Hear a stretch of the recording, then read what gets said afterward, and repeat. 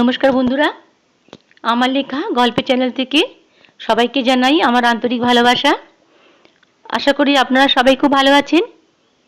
আজকে যে লেখাটা লিখেছি আপনাদের শোনাবো বলে, সেই গল্পটার নাম ফিরে পাওয়া। ট্রেন ছুটে চলেছে। জানলার ধারে বসে দ্বিতীয়া চলেছে তার এক অজানা অচেনা পথে। কোথায় যাবে নেই কোনো ঠিক ঠিকানা। মাহারা দ্বিতীয়ার বিমাতার অত্যাচারে সে বাড়ি ছেড়ে চলেছে অজানা জগতে। জীবনে এই প্রথম ট্রেনে উঠে জানলার ধারে বসে সে অচেনার আনন্দ যে উপভোগ করছে ঠিকই, কিন্তু দুরু দুরু বুকে বসে চিন্তা করছে, কোথায় যাব, কোথায় যাব আমি। লোকের মুখে হাওড়া স্টেশনের নাম শুনেছে অনেকবার, তাই হাওড়া অবধি টিকিট কাটা আছে। স্টেশনে যখন গাড়ি পৌঁছলো তখন ঘড়িতে ঠিক 2:45। শীতের বেলা। দ্বিতীয়া অত বড় স্টেশন কোনো দিন দেখেনি। কত লোক, কোথায় যাবে এই ভিড়ের মধ্যে সে। ভাবতে ভাবতেই তার চোখে পড়ল বেশ বড় মতন একটা ট্রেন যেন ছাড়ছে। কোনো চিন্তা না করে দ্বিতীয়া ট্রেনে উঠে পড়ল। ঘন্টার পর ঘন্টা দাঁড়িয়ে আছে। বসার সিট তো নেই, সব তো রিজার্ভ। লোকের মুখে জানতে পারল এটা দিল্লি এক্সপ্রেস। যাই হোক, সময় মতন হাজির হলো টিটি বাবু। দ্বিতীয়ার কাছে টিকিট চাইতে এলে দ্বিতীয়া স্পষ্ট বলল তার দুঃখের কথা। হয়তো দয়া হয়েছিল টিটির, তাই কোনো ক্রমে দ্বিতীয়া টিটির হাত থেকে রেহাই পেল। কথায় আছে না যে যার কেউ নেই তার ভগবান আছেন। দ্বিতীয়া যখন টিটিকে তার টিকিট না কাটার কথা বলছিল, তখন সিটে বসা এক বয়স্কা ভদ্রমহিলা সব কথা মন দিয়ে শুনছিলেন এবং পরে তিনি দ্বিতীয়ার কাছে গিয়ে বললেন, আচ্ছা মা, তুমি কোথায় যাবে? এই তো তুমি টিটিকে বললে যে কোথায় যাব তা আমার জানা নেই, তাহলে এই বয়সে রাস্তায় বেরিয়েছো একা একা, তোমার সাহস আছে বলো মা? দ্বিতীয়া বললেন, কি করব মা, পেটের জ্বালা যে আর সহ্য করা যায় না। মা নেই, বিমাতার অত্যাচার অনেক দিন ধরে সহ্য করে আসছি মা, কিন্তু আজ নিরুপায় হয়েছে আমি রাস্তায় পা দিতে। মহিলা বললেন, তুমি আমার সঙ্গে যাবে? আমার বয়স হয়েছে, তুমি আমাকে বিশ্বাস করতে পারো। দ্বিতীয়া বলল, আমার ভাগ্যে কি লেখা আছে আমি নিজে জানি না, তাই ভাগ্য আমাকে যেখানে টেনে নিয়ে যাবে সেখানে তো আমাকে যেতেই হবে, এটা আমি জানি। আমি রাজি আপনার সঙ্গে যেতে। দ্বিতীয়া বৃদ্ধা ভদ্রমহিলার সঙ্গে তার বাড়ি গেল। অনেক বড় বাড়ি, কিন্তু কেউ নেই। বৃদ্ধা একা। স্নান খাওয়া করে বৃদ্ধা দ্বিতীয়াকে নিয়ে গেল তার নিজের নার্সিংহোমে। নার্সিংহোমের সকল ডাক্তার, নার্স ও স্টাফেদের সঙ্গে দ্বিতীয়া পরিচয় করে দিল বৃদ্ধা। বৃদ্ধা দ্বিতীয়াকে নিজের ভাইঝির পরিচয় দিল। দ্বিতীয়াও বৃদ্ধাকে পিসিমা বলে ডাকতে শুরু করল। একদিন দ্বিতীয়া বৃদ্ধাকে জিজ্ঞাসা করল, পিসিমা, তোমার মাথায় দেখছি অল্প সিঁদুর দেখা যাচ্ছে, পিসিমশাই কোথায় থাকে পিসিমা?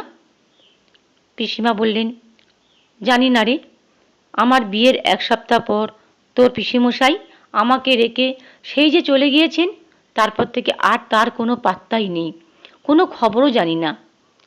আমার উপর এই বিশাল নার্সিংহোমের দায়িত্ব রেখে দিয়ে তিনি কোথায় চলে গেছেন দেখ না।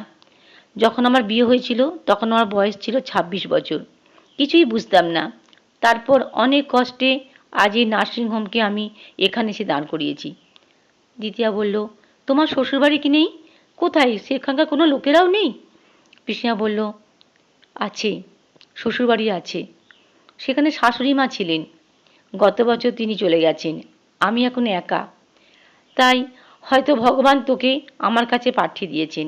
যাই হোক, আমার পরে তোকে এই নার্সিংহোমের দায়িত্ব নিতে হবে মা, তাই এখন থেকে তোকে সব কিছু বুঝিয়ে পড়িয়ে দিতে চাই আমি। আর হ্যাঁ, তোকে একটা কথা বলবো, জিজ্ঞাসা করবো, ঠিক উত্তর দিবি। দ্বিতীয়া বলল, কি বলো না পিসিমা? আচ্ছা তুই বল না, তুই কি সত্যি কাউকে ভালোবাসিস? আমায় সব কিছু খুলে বল, আমি সেরকম ব্যবস্থা করব। দ্বিতীয়া বলল, পিসিমা, আমার জীবনে বাবা ছাড়া কেউ নেই, কিন্তু বাবাও গত বছর এই পৃথিবী থেকে চলে গেছেন। আমি বড় একা, বড় অসহায়। পিসিমা বলল, চোখের জলের দাম এ জগতে কেউ দেয় না রে। আর একা থাকা যে কত কষ্ট, কি যন্ত্রণা সে আমি জানি। তাই আমি ঠিক করেছি নয়নের সাথে তোর বিয়ে দেব। নয়ন এই নার্সিংহোমেরই ডাক্তার। সে তোর মতোই একা, তাতে তোর কোনো অমত আছে? দ্বিতীয়া বলল, আমার এই দুঃসময় তুমি আমার পাশে দাঁড়িয়েছ, আমায় ঠাঁই দিয়েছ, নিজের ভাইঝির পরিচয় দিয়ে আমার সম্মান রক্ষা করেছ। তুমি আমার কাছে দেবতা পিসিমা। তাই আমার কোনো ইচ্ছা অনিচ্ছা বলে কিছু নেই, তোমার ইচ্ছাই আমার ইচ্ছা। পিসিমা বলল, পাগলি মেয়ে আমার। দেখছি নয়নের সঙ্গে বিয়ে হলে সত্যি তুই হয়তো খুব সুখী হবি রে। আর দুজনেই এই নার্সিংহোমে দেখাশোনা করবি, আমি মরেও শান্তি পাব। দ্বিতীয় নয়নের পরিচয় হলো তার পরের দিন। এক দেখাতেই দুজন দুজনকে ভালোবেসে ফেলল। পিসিমা ঠিক করলো শুভস্য শীঘ্রম, সামনের 12 তারিখেই ওদের 4 হাত এক করে দেওয়াই ভালো। 12 তারিখে সকাল থেকে বাড়ি সেজে উঠল সানাইয়ের সুরে। কতদিন পর আবার বাড়িতে সানাইয়ের সুর। পিসিমার মনে পড়ে গেল তার নিজের বিয়ের কথা। 62 বছর বয়সে তার বাড়িতে আবার সানাইয়ের সুর বেজে উঠেছে। তা সে কোনো দিনও ভাবতে পারেনি যে সানাইয়ের সুর আবার সে শুনবে। কিন্তু ভাগ্যের লিখন তো খণ্ডানো যায় না। একজন এসে খবর দিল বাইরে এক ভদ্রলোক অপেক্ষা করছে, বলছে এ বাড়ির বৌমণিকে ডেকে দিতে। কিন্তু বৌমণি কে মা? প্রশ্ন করল বাড়ির রান্নার বউ। বৃদ্ধ তখন ভদ্রলোককে বাড়ির ভিতরে নিয়ে আসতে বলল।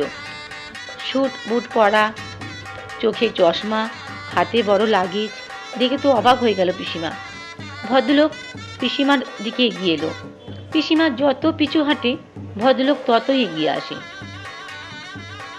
হাঁটতে হাঁটতে হাঁটতে হাঁটতে ঘরের ভিতরে দেয়ালে এসে ঠেসে দাঁড়ায় পিসিমা। ভ্রু কুঁচকিয়ে প্রশ্ন করে, কে আপনি? এভাবে এগিয়ে আসছেন কেন? ভদ্রলোক পিসিমার কাঁধে হাত রেখে বলল, আমি ছাড়া আমার কনির কাঁধে কে হাত দেবে? এত বড় সাহস কার আছে? কনি অর্থাৎ পিসিমা বলল, তুমি? কিন্তু এত বছর পর? ভদ্রলোক বলল, যাক, তাহলে আমায় তুমি চিনতে পেরেছ, এটাই আমার সৌভাগ্য। আমি তো ভাবলাম এবার বুঝি বুড়ো বয়সে মার খেয়ে হাত পা সব ভাঙবে। তবে হ্যাঁ, এত বছর ধরে মিলিটারি জব করে আমার শরীরটা না শক্ত হয়ে গেছে, অত সহজে ভাঙবে না। কিন্তু কোন বিয়ে কার গো? পিসিমা বললেন, আজ আমার আনন্দের দিন। এই শুভ দিনে আমার ভাইজির যেমন জীবন একজনের সঙ্গে বেঁধে পেরেছি, সেরকম আমি তোমাকেও ফিরে পেয়েছি। তুমি ফ্রেশ হয়ে এসো, সব বলবো। বন্ধুরা, আজ এই অবধি। যদি ভালো লাগে অবশ্যই লাইক করবেন, বন্ধুবান্ধবের সঙ্গে শেয়ার করবেন, আর আমার চ্যানেলটাকে সাবস্ক্রাইব করতে ভুলবেন না। বিদায় বন্ধুরা, আবার দেখা হবে।